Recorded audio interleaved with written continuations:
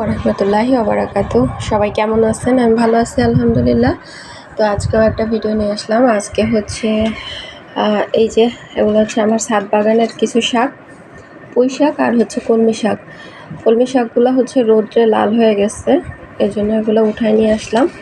আর সাথে হচ্ছে ঘরে কিছু লাউ শাক ছিল, এইগুলো মিলায় হচ্ছে মানে সব শাকগুলো একসাথে মিলায় হচ্ছে একটা রেসিপি করব। তো সেটাই আর কি আমি আপনাদের সাথে শেয়ার করলাম আর শেয়ার করতেছি। তো চলেন রান্নায় চলে যাব।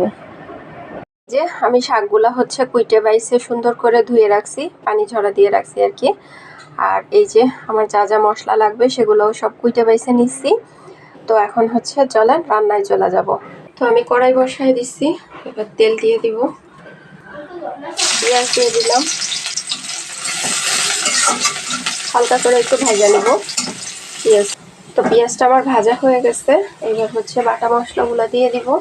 আমি পেঁয়াজ বাটা রসুন বাটা দিয়ে দিচ্ছি, এই হচ্ছে কাঁচামরিচ। তো এইবার হচ্ছে শুকনা যে মশলাগুলো আছে ওগুলো অল্প অল্প করে অ্যাড করব। অল্প একটু জিরার গুঁড়া, অল্প একটু ধনিয়ার গুঁড়া, হলুদ। এবার সুন্দর করে মশলাটা কষায় নিব। এখন আরেকটু পানি আর লবণ দিয়ে মশলাটা কষাবো।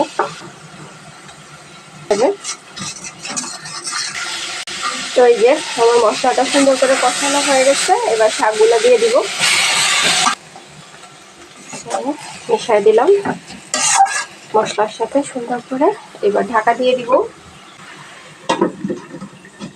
দেখি তরকারির কি অবস্থা।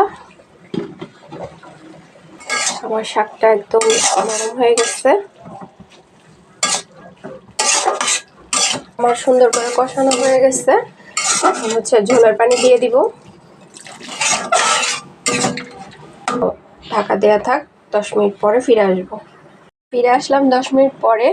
তরকারি কি অবস্থা, এই যে তরকারিটা সুন্দর মাখা মাখা হয়ে গেছে, ঝোলটাও টাইনে আসছে, শাকটাও সুন্দর সিদ্ধ হয়ে গেছে, যেহেতু একদম ফরমালিন সারা শাক। হ্যাঁ, তো এখন নামাই নিব শাকটা। তো এই যে হয়ে গেল আমার ছাদ বাগানের শাক রান্না করা। তো কেমন হয়েছে সবাই জানাবেন। আর সবার কাছে অনুরোধ রইল আমার চ্যানেলটা সাবস্ক্রাইব করার জন্য। সবাই ভালো থাকবেন, আবার দেখা হবে অন্য কোনো ভিডিওতে। সে পর্যন্ত সবাই ভালো থাকবেন। আল্লাহ হাফেজ।